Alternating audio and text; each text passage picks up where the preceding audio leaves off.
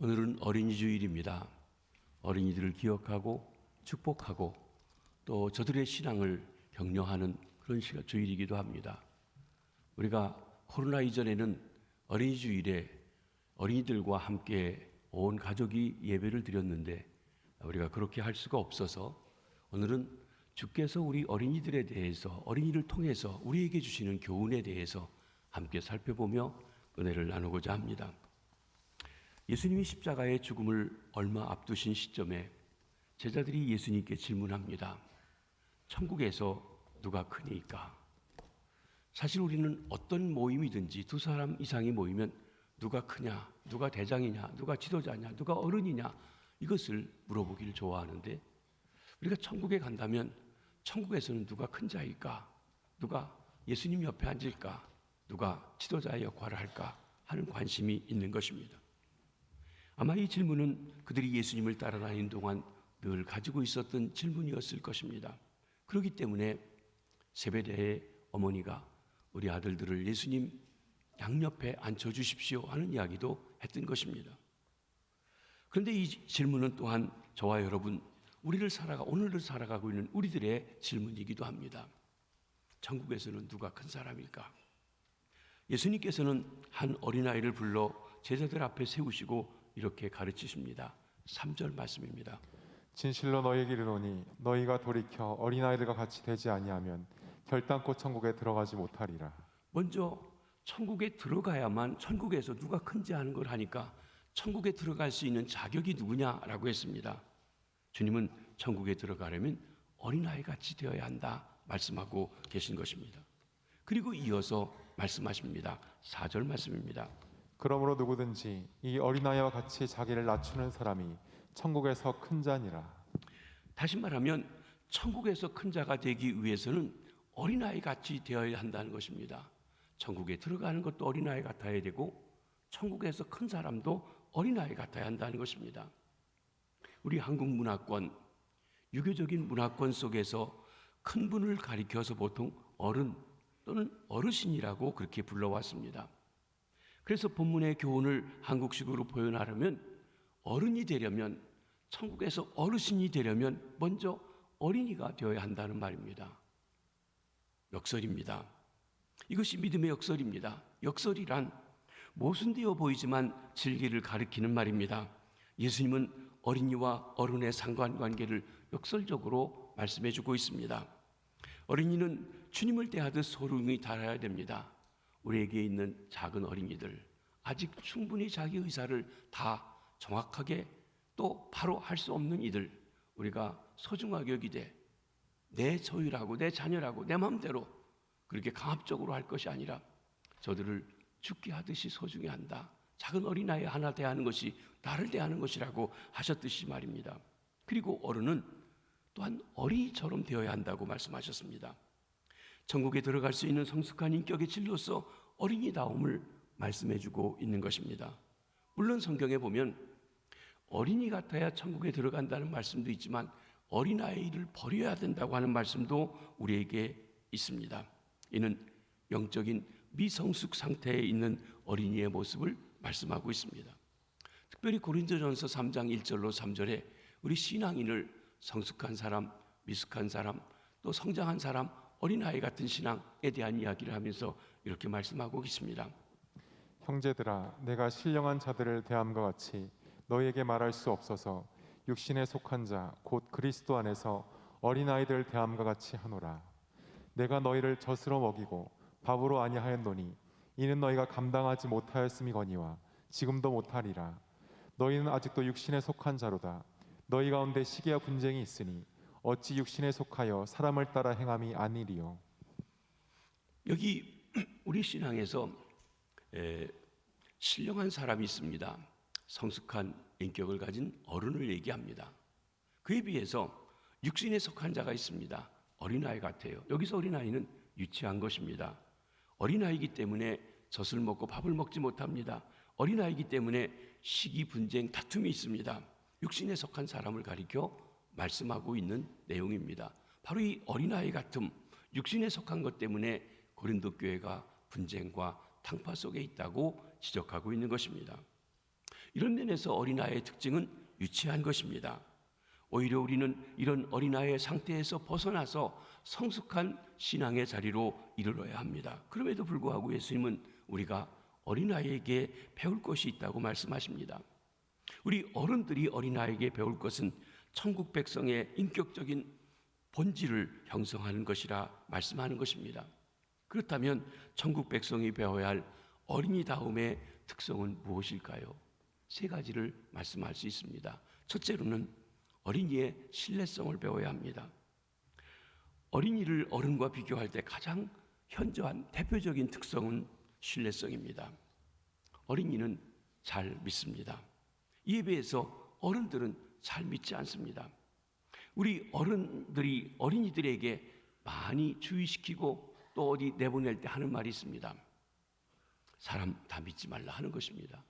누가 무슨 말하면 믿지 말아라, 조심해라, 아무 말이나 듣지 마라, 따라가지 마라, 믿지 말라는 것이에요. 어른들은 일방적으로 상처받고 배신당했던 자신들의 인생의 경험 때문에 세상을 믿지 못하는 것입니다. 사람들을 믿지 못합니다. 결과적으로 이런 믿지 못함으로 인하여서 하나님의 사람도 믿지 못하고 나아가서는 하나님도 맞지 못하고 하나님의 말씀도 내 기준에서만 보고 내가 이해되는 부분에서만 믿으려고 하고 하나님의 말씀도 믿지 못하는 것입니다. 이 믿지 못함은 구원받지 못하게 합니다. 그러나 성경에 의하면 믿음이 없이는 결코 구원받을 수가 없습니다. 믿음이 없이는 천국에 들어갈 수 없습니다. 그렇다면 우리는 세상 혹은 세상 사람들에게 상처를 받더라도 다시 믿고 신뢰하는 법을 배워야 합니다. 사람을 믿는 것을 배워야 합니다. 특별히 하나님의 보내신 사람을 믿고 하나님을 믿고 하나님의 말씀을 믿는 것을 배워야 합니다. 이것을 어린이들에게서 순수하게 배우라고 하십니다. 여러분, 어린이들을 한번 관찰해 보십시오. 어린이가 얼마나 잘 믿는지요. 여러분 애들에게 무슨 얘기하면 있는 그대로 듣습니다. 엄마 아빠가 어떤 개교를 부린다든지 트릭을 쓴다든지 한다고 믿지 않아요. 그대로 받아요. 순수하게 받아들인다는 것입니다. 친구를 잘 믿습니다. 금방 친해집니다. 이웃을 믿습니다. 선생님을 믿습니다. 하나님을 믿습니다. 어릴 때 믿음을 갖지 못하면 어른이 되고 늙어갈수록 믿음 갖기가 더욱 어렵다고 하는 것이 통계적인 진리입니다. 기독교 역사에 크고 위대한 일을 했던 사람들의 대부분은 한 90% 정도가 어려서부터 신앙생활한 사람이라고 하는 것입니다. 그러기에 어린이 교육이 중요합니다. 특별히 여러분 처음 어떤 교육을 받는 곳, 우리로 하면 선교원이 그래서 중요합니다. 어린이집이 중요합니다. 유치원이 중요합니다. 초등학교만 가도 또 중고등부만 돼도 벌써 자기들의 뭐가 형성되어서 잘 받아들여지지 않아요. 근데 어린이는 순수합니다. 뭐든지 받습니다. 거기에 주님을 심겨준다면 얼마나 아름다울까요? 근데 그때 잘못된 것, 나쁜 것이 심겨진다면 그대로 또 평생 따라가는 것도 보게 되는 것입니다. 우리 인생이 결코 믿지 못할 여러 배신의 경험으로 가득 차 있습니다. 그렇다고 삶 가운데 믿음을 포기한다면 우리는 결코 창조적인 인생을 살아갈 수가 없습니다. 여러분, 수학 공식은 믿음에서 출발합니다. 명제라는 믿음을 전제하고 수용하지 않고는 수학 문제가 풀리지 않는 것입니다. 과학자들이 시험이나 탐구의 결과를 믿지 못한다면 그 시험이나 탐구가 어떻게 진행될 수 있을까요? 여러분, 이 지구가 돌아가고 있는 속도, 또 해달별 관계에서 달나라도 갔다 왔습니다. 여러분, 달나라 가는 사람이 거기 앉을 때 내가 갔다가 반드시 돌아올 수 있다고 하는 믿음이 있으니까 타지, 가면 죽는다고 하면 타겠습니까? 그렇죠? 이것은 우리가 경험하지 못했지만 과학으로 발달하는 것을 통해서 그 사실을 믿음으로 받아들이고 그 믿음 위에 근거를 진행해 나가고 있는 것입니다. 사업가가 자신이 착수한 사업의 결과를 믿을 수 없다면 의욕적으로 사업을 추진할 수 있을까요? 정치가가 자신의 당선을 믿지 못한다면 또 자신의 정치를 통해서 세상이 개혁되고 보다 아름다운 세상을 만들 수 있다는 것을 믿지 못한다고 하면 정치에 투신할 수 있을까요? 교육가가 자기의 교육을 통해 학생들을 배움과 학문의 진보가 이루어진다는 것을 믿을 수 없다면 교육이 가능하겠습니까? 의사가 자기의 진단과 치료를 믿을 수 없다면 진료가 가능하겠냐 하는 것입니다. 믿음이 없이는 하나님을 기쁘시게 할 수 없습니다. 인생을 살아가는 데 있어서 믿음은 절대적인 요소입니다. 믿음이 없이는 아무것도 할 수가 없습니다. 하나님과의 관계의 기초도 믿음입니다. 히브리서 기자가 말씀하십니다. 히브리서 11장 6절 말씀입니다. 믿음이 없이는 하나님을 기쁘시게 하지 못하나니 하나님께 나아가는 자는 반드시 그가 계신 것과 또한 그가 자기를 찾는 자들에게 상 주시는 이심을 믿어야 할지니라. 그렇습니다. 여러분, 우리가 구원받는다, 천국에 간다, 믿음이 있어야 되죠. 이 믿음을 말씀합니다. 하나님이 살아계신 것을 믿어야 합니다. 예수 그리스도의 구주됨을 믿어야 합니다. 이 믿음이 없이 우리는 결코 하나님의 자녀가 될 수 없고 천국에 들어갈 수가 없는 것입니다. 성경은 말씀하십니다. 영접하는 자, 곧 그 이름을 믿는 자에게는 하나님의 자녀가 되는 권세를 주셨으니 내가 하나님의 자녀가 되는 일도 믿어야 돼요. 하나님이 보내주신 예수 그리스도를 믿어야 돼요. 그것을 어디에 써주셨습니까? 성경에 써주셨어요. 성경에 그렇게 말씀하신 것을 내가 믿음으로 받아들일 때 그것이 내가 구원이 되고 역사한다고 하는 것입니다. 믿음이 없이는 구원받을 수 없습니다. 그러므로 믿음을 배워야 합니다. 어린이의 신뢰성, 단순하게 믿는 것이 필요하다는 것입니다. 두 번째로는 어린이의 단순성을 배워야 합니다. 단순성의 반대는 복잡성입니다. 어른들의 사고는 복잡해 갑니다. 우리도 어렸을 적에 단순했는데 커가면서 여러 가지 경험 속에서 점점 복잡해지고 누가 무슨 말하면 저 배우에는 무슨 뜻이 있을까, 무슨 말이 있을까 생각합니다. 그 사람은 단순하게 얘기했는데도 혼자서 그렇게 생각하고 그렇게 생각하는 일도 많이 있습니다. 단순하게 어린이들은 단순합니다. 단순하기 때문에 잘 믿고 잘 따르기도 합니다. 그래서 기독교 영성운동가인 리처드 폴스터는 단순성이야말로 하나님의 백성의 트레이드 마크여야 한다고 말하고 있는 것입니다. 그리고 이어서 이 단순성을 두 가지로 설명합니다. 솔직함과 만족함이라고 했습니다. 먼저 단순성은 솔직함입니다. 단순한 사람은 솔직합니다. 거짓을 말하지 않습니다. 그의 마음은 투명하기 때문에 꾸밀 필요가 없습니다. 참말을 하는 것보다 거짓말하는 것이 훨씬 더 어렵습니다. 한 가지 거짓말을 하기 위해서는 끊임없이 거짓말을 꾸며내야 하기 때문에 그렇습니다. 거짓말하는 사람의 사고는 복잡합니다. 여러 가지 계산하기 때문에 그렇습니다. 본인이 거짓말하면 다른 사람도 그럴까 생각해서 저 말을 왜 했는지 따지고 합니다. 실제 그래서 바른 대화가 이루어지지 않는 경우들도 있습니다. 어린이가 솔직할 수 있는 것은 계산하지 않기 때문에 그렇습니다.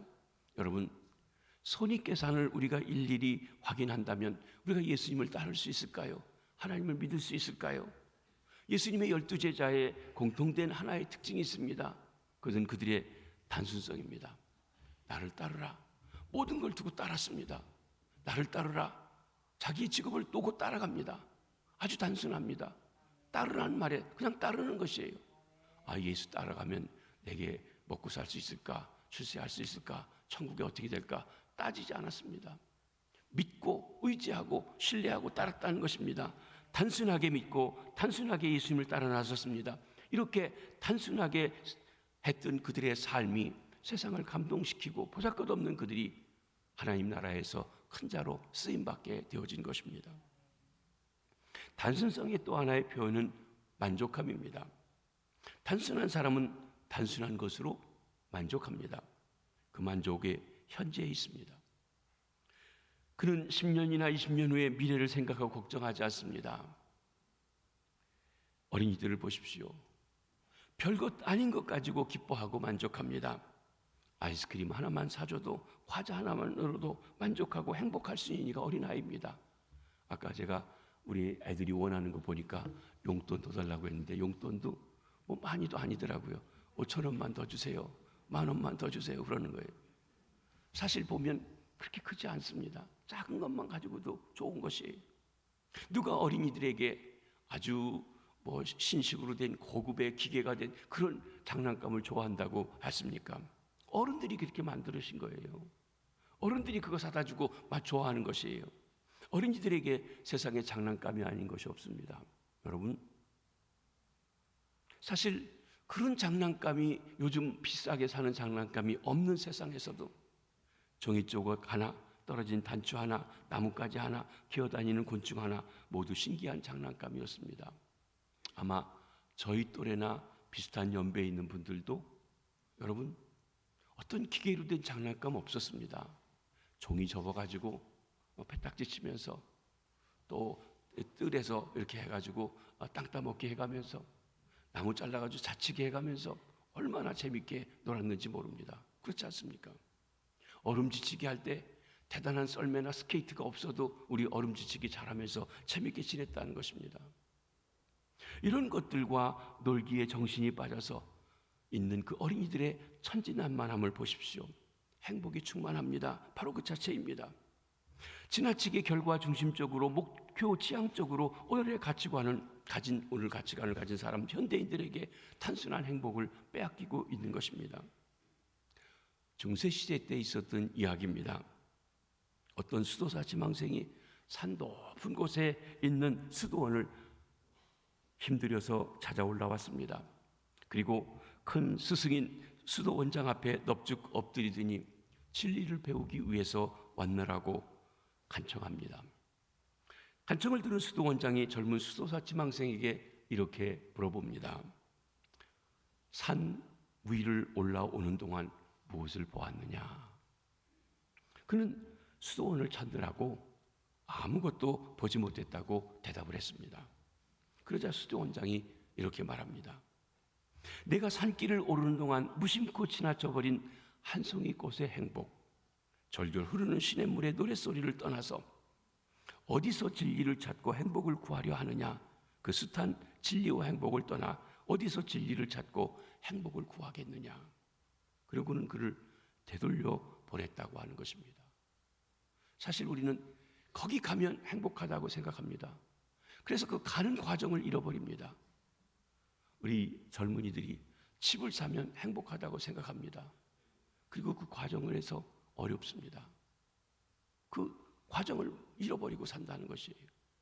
사실 어떻게 보면 새 집부터 어렵게 해가면서 그 과정에 인생의 여정도 있는데 그냥 집만 있으면 행복할 거라고 생각한다는 것이 그렇습니까?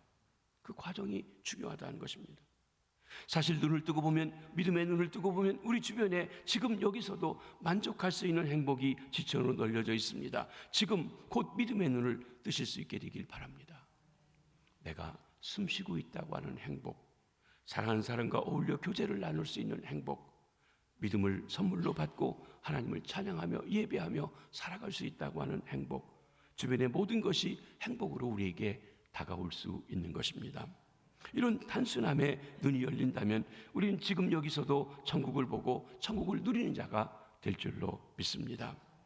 어린이의 단순성을 배워야 합니다. 어린이들에게 배워야 한다는 것입니다. 오늘은 어린이 주일입니다. 어린이들에게 배우는 주일이란 말입니다. 세 번째로 어린이의 개방성을 배워야 합니다. 개방성은 열린 마음입니다. 이것을 한편에서는 호기심이라고 말할 수 있습니다. 실로 어린이를 대표하는 특성은 끊임없는 호기심이라고 할 수 있습니다. 애들이 말하기 시작하면, 질문하기 시작하면요, 한도 끝도 없어요. 여러분, 어린이들이 어린이답게 바로 자라가게 하기 위해서는 애들의 질문을 막지 마시고 주입해 주시지 말고 자기가 그 질문을 계속 할 수 있도록 해주는 것입니다. 호기심을 개발시켜 주는 것이, 자기가 관심 있는 것도 찾고 그리고 무엇을 할지도 스스로 찾아가게 합니다. 근데 우리는 너무 쉽게 답을 줘버려요. 이렇다 하고 해버립니다. 그리고서는 애들의 더 발전할 수 있는 것을 막아버리기도 한다는 것입니다. 열린 마음의 반대는 닫힌 마음입니다. 폐쇄성입니다. 마음이 닫힌 사람들은 더 이상 새로운 것에 대한 기대가 없습니다. 다 그렇고 그런 것이라고 생각합니다. 그런 분들과 한번 대화를 나눠보십시오. 인생을 말할 때도 다 그런 것이에요. 다 살아봤는데 그저 그랬습니다. 교회를 말해도 다 그저 그렇습니다. 성경을 말해도 동일하게 이야기합니다. 요즘 코로나 시대에 우리 성도님들이 함께 모이지 못하지만 우리 줌이라고 하는 특별한 방법을 통해서 있는 집에서 들어오셔서 일주일에 읽을 성경 말씀에 대한 안내를 받으시고 그리고 또 읽을 내용들을 올려드리면 그걸 눌러서 읽으시고 성경 읽기를 열심히 하십니다. 127분이 시작하셨는데 아직 계속 잘하고 계십니다. 그리고 제가 신방을 가서 성경 읽기에 참여하신 분들의 말씀을 들어보면 목사님, 성경 읽기가 이렇게 좋은 줄 몰랐어요. 진작 해볼 걸 그랬어요. 또 이런 것도 해주세요 하고 얘기하시는 분들이 계십니다. 그러면서 그냥 단순하게 성경 그냥 이렇게 답답하게만 생각했는데 막상 읽어보니까 아주 호기심이 있고 재미있고 이런 말씀이 있었나 싶고 익사이팅한 게, 흥분되는 게 있다는 것이에요. 여러분, 성경 읽으시는지요? 다 그저 그런 거 아니야? 다 아는 얘기 아니야? 그게 아니라 지금 내가 오래 신앙생활 했는데도 또 읽으면 또 은혜가 된다는 것입니다.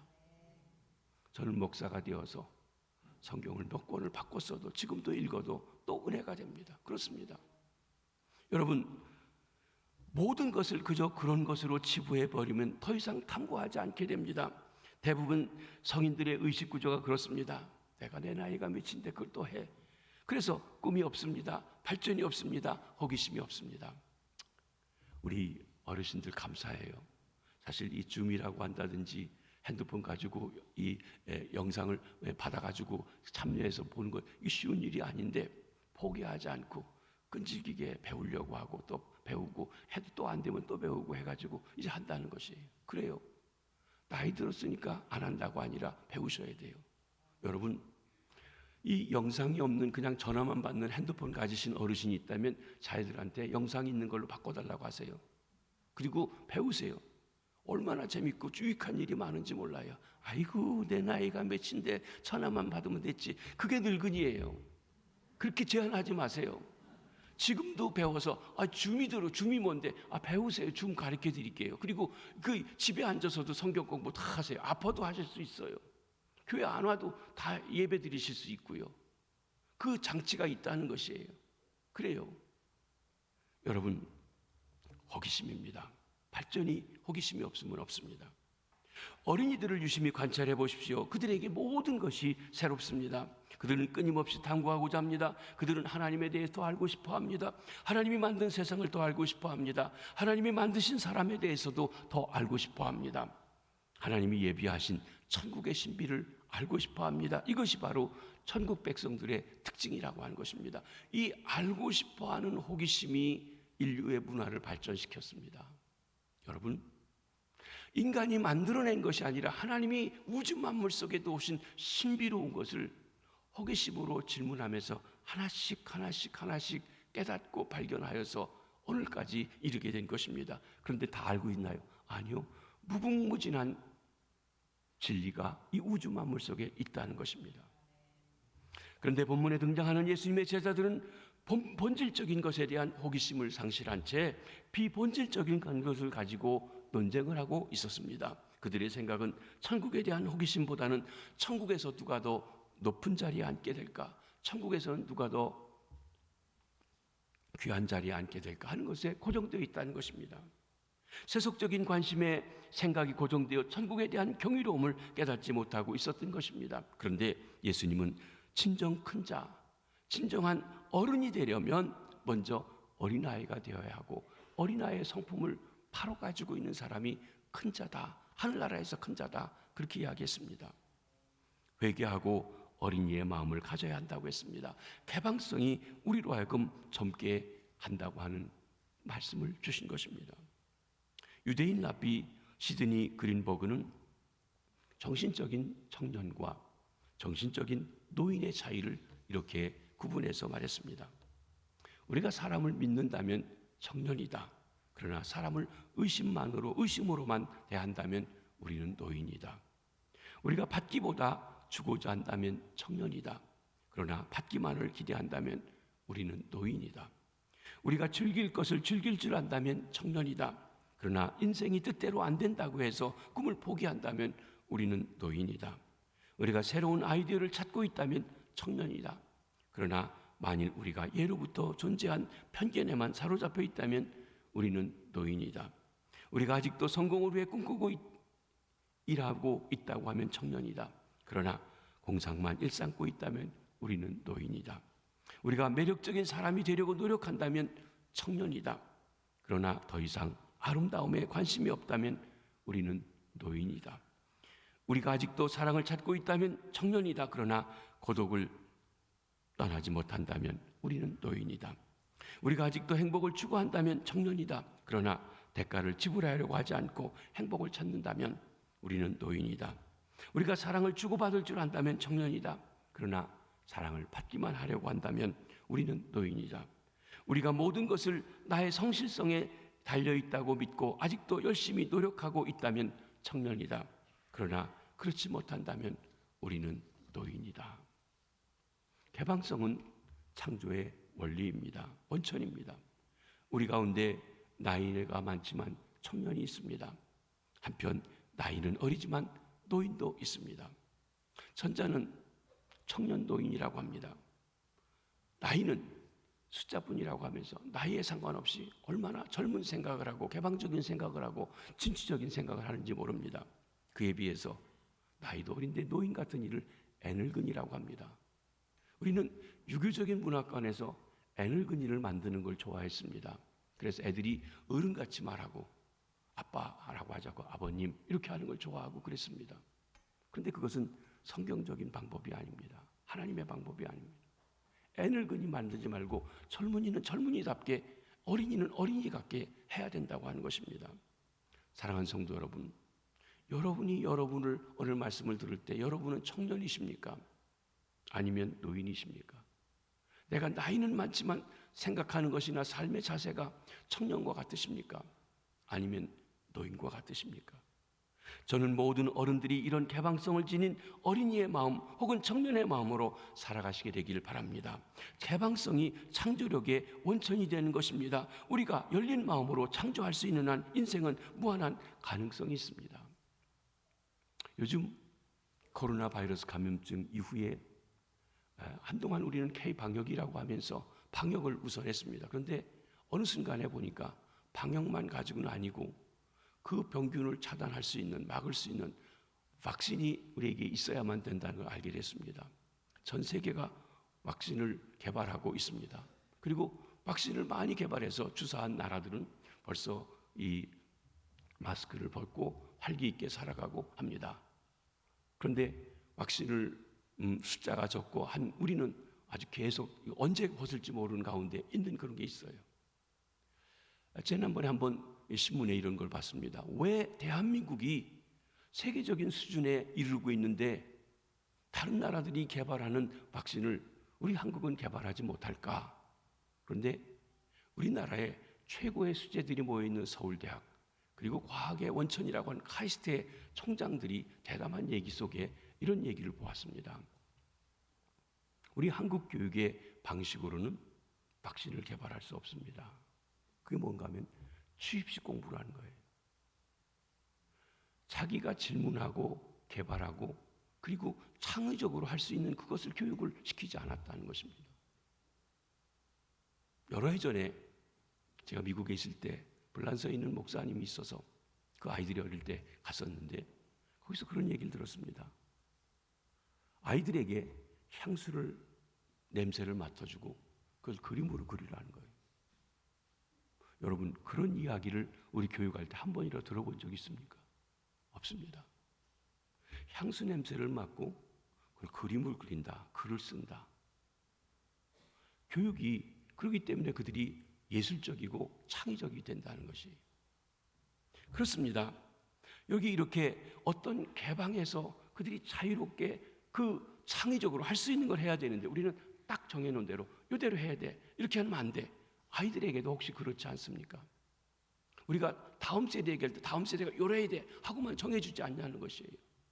사실 보다 넓은 틀에서 이단이나 잘못된 교로 빠지지 않는다면 좀 더 규격을 넓혀가지고 자유롭게 질문하고 대화도 하고 또 그 호기심도 가지고 할 수 있게 해줘야 되는 것 아니냐는 것입니다.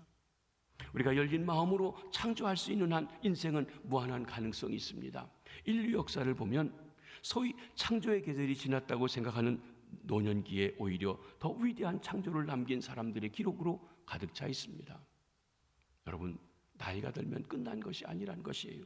성경에도 그렇습니다. 모세는 나이 80에 자기 민족을 출애굽시키는 위대한 모험을 시작했고 그 일을 아름답게 이루도록 쓰임받았습니다. 나이 80에 말입니다.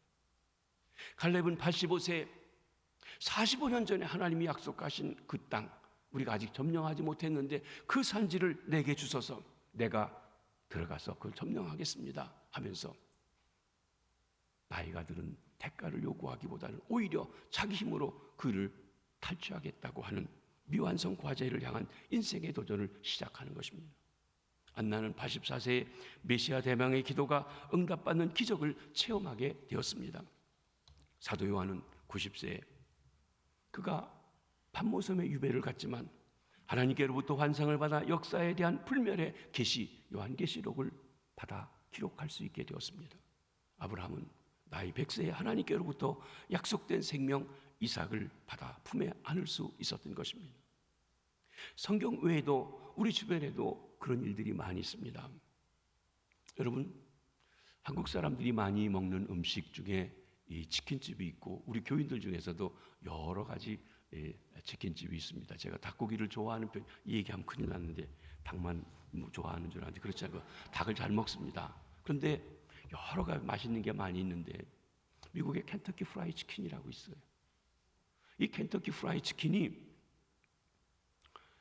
그걸 개발한 샌더스라고 하는 사람이 66세 때 그걸 했습니다. 자기 어머니가 어렸을 적에 튀겨줬던 그 닭고기를 생각하면서 그걸 개발해가지고 66세에 이제는 다 은퇴하고 있어야 할, 손 놓고 있어야 할 때 사업을 시작했다는 것입니다. 소설가인 홈스는 70세에 커피너머라고 하는 명작을 남기게 되었습니다. 레건은 70세의 대통령이 되어서 미국 역사상 가장 인상 깊은 명연설을 남겼고 그가 통치 기간 중에 백성들에게 가장 행복하게 한 대통령으로 평가받을 수 있게 되었습니다. 최근에 새로 이번에 된 대통령 조 바이든 나이가 78세인데 그가 어떤 평가를 받을지는 그의 업무가 다 끝난 다음에 보게 될 것입니다. 70, 이제는 다 끝났다고 생각할 그때 오히려 대통령이 되고 그리고 나라와 백성들에게 꿈을 주고 기쁨을 주는 대통령이 될 수 있다는 것입니다. 지난 주일도 말했던 우리나라의 여배우인 윤여정 씨는 나이가 75세, 한국식으로 그가 여우조연상을 받았습니다.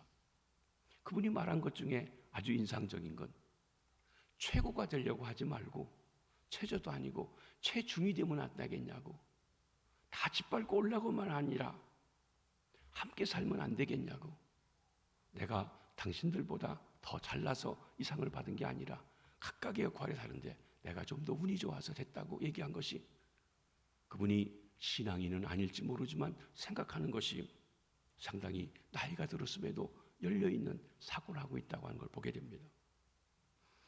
여러분, 괴테는 80세에 파우스트를 완성했습니다. 전도자 빌리 그레엄은 80세가 되었을 때에도 왕성한 열정으로 대규모 전도 집회를 인도하여 많은 영혼들을 주 앞에 인도했습니다. 나는 이제 나이가 들어서 모든 것이 끝났다고 생각하고 있는 것이 아니라 지금도 할 일들이 우리에게 있고 할 수 있는 창의력을 할 수 있는 일이 많다는 것입니다. 이것은 어린아이 같은 단순한 마음, 열린 마음 가질 때 가능한 일인 것을 말씀해 주는 것입니다. 시인 로버트 브라우닝이 이런 시를 썼습니다. 나와 함께 나이를 먹자. 가장 좋은 것은 아직 나타나지 않았나니 인생의 끝은 그것은 처음을 위해 만들어졌나니 하나님을 신뢰하라. 전체를 보아라. 두려워하지 말라. 여러분, 가장 아름다운 것이 아직 나타나지 않았다. 최고의 것은 아직 나타나지 않았다. 라고 말했습니다. 그렇기 때문에 나이 들었다고 끝이 아니라 또 있다고 하는 것을 말씀합니다. 또 누군가가 이런 말을 남기기도 했습니다. 내가 처음 태어날 때 모든 사람들은 웃었고 나는 홀로 울었다. 그러나 내가 죽는 날 모든 사람들은 울고 나는 홀로 웃을 수 있는 삶을 살자. 그렇죠. 내가 태어났을 때 태어나면서 모든 아이들이 이제 환경, 어머니 뱃속에서 물속에 있던 데서 호흡하는 그 환경에 오면서 다 웁니다. 그때 모든 사람들은 아기 낳았다고 좋아서 다 박수치고 좋아했습니다. 그런데 우리가 떠나갔을 때, 내가 이 세상을 떠날 때 사람들이 어떻게 할까요? 아이고, 그거 잘 죽었네. 그러겠습니까? 그분이 돌아가시다니 하면서 나는 죽으면서 주 앞에 가기 때문에 웃으면서 갈 수 있는데, 그런데 모든 사람들은 안타까워 우는 그런 삶을 살아갈 수 있는지요? 그것을 말씀합니다. 그렇습니다. 젊음을 결정하는 것은 나이가 아닙니다. 나이는 숫자뿐입니다. 삶에 대한 태도가 어떠냐 하는 것입니다. 오늘 2021년 어린이 주일입니다. 이 어린이 주일에 어린이를 통해 귀중한 천국의 교훈을 주신 주의 말씀을 따라서 우리 모든 어린이들이 내가 어른 되었다는 것에 대한 자부심을 내려놓고 내가 이렇게 소중한 천국 백성의 본질인 어린이의 속성들을 잃어버리고 있었던 그것을 돌이켜보며 우리 주님 예수 그리스도에 대한 믿음을 새롭게 하고 어린이의 단순성, 어린이의 개방성을 가지고 주님을 좀 더 깊이 알며 인생이 청춘이 독수리같이 새롭게 날아오르는 아름답고 귀한 시간 되시길 주의 이름으로 축복합니다. 기도하겠습니다. 하나님 아버지,